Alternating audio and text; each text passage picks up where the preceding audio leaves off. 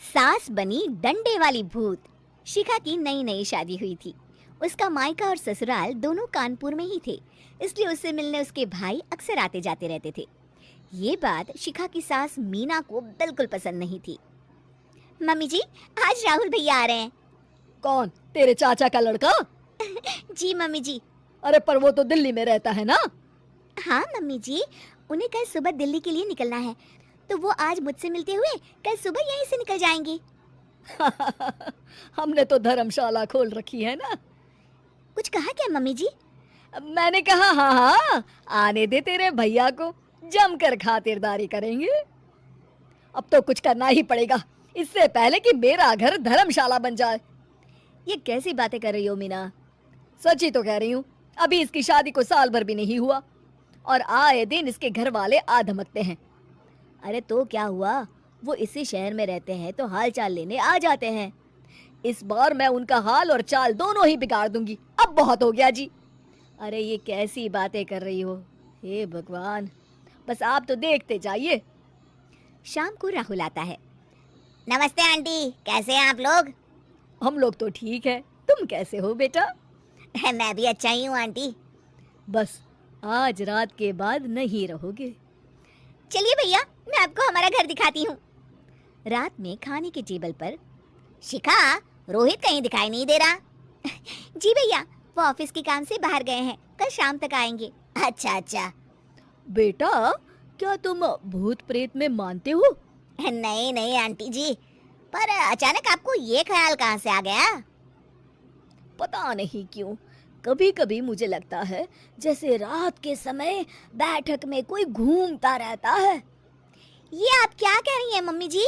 हाँ, तुम लोग घबरा ना जाओ, इसलिए मैंने आज तक इस बारे में कुछ नहीं कहा। ये आपका वहम होगा आंटी जी, ऐसा कुछ नहीं होता। हो सकता है। चलो अब मेरा सोने का टाइम हो गया है तो चलती हूँ मैं। शिखा बेटा, राहुल के सोने की व्यवस्था वहीं दीवान पर कर देना। जी पापा जी। अब चलिए भी। अच्छा, तो बैठक में सोने वाले हैं साहबजादे। क्या बड़बड़ा रही हो? कुछ नहीं, आप सो जाइए। मीना और महेश के सोने के बाद शिखा और राहुल आपस में बात कर रहे होते हैं, तभी डोरबेल बजती है। अरे आप! सरप्राइज! काम जल्दी खत्म हो गया तो मैं आज ही चला आया। ये तो बहुत अच्छा किया।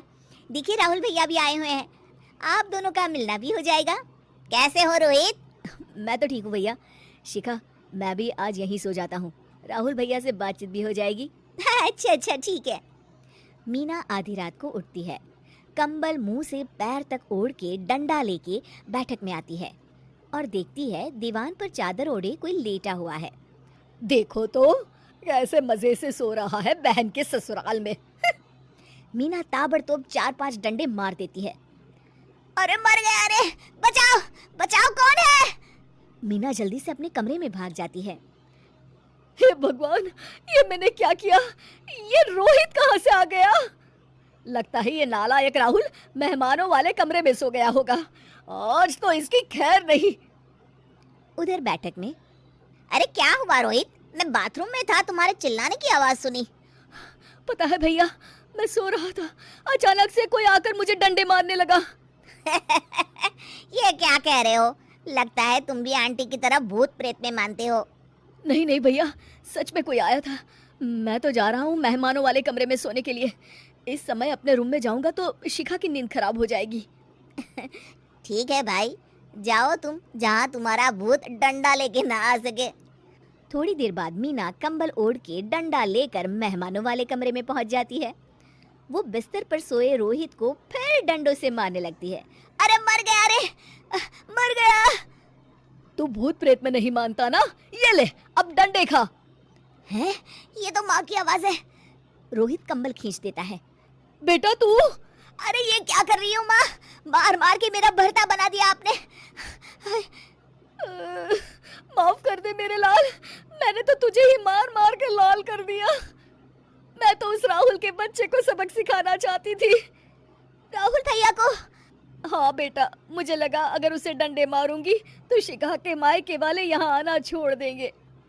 हे भगवान, माँ ये घर शिखा का भी है, उसके घर वाले जब चाहे आ सकते हैं। हाँ बेटा, आज मुझे भगवान का इशारा समझ में आ गया। मैं कितना गलत करने चली थी और अपने ही बेटे को चोट पहुंचा दी। अब चुपचाप जाके सो जाओ माँ, और किसी को कुछ बताने की जरूरत भी नहीं है। शिक्षा दूसरों का बुरा चाहने वालों के साथ भी बुरा ही होता है।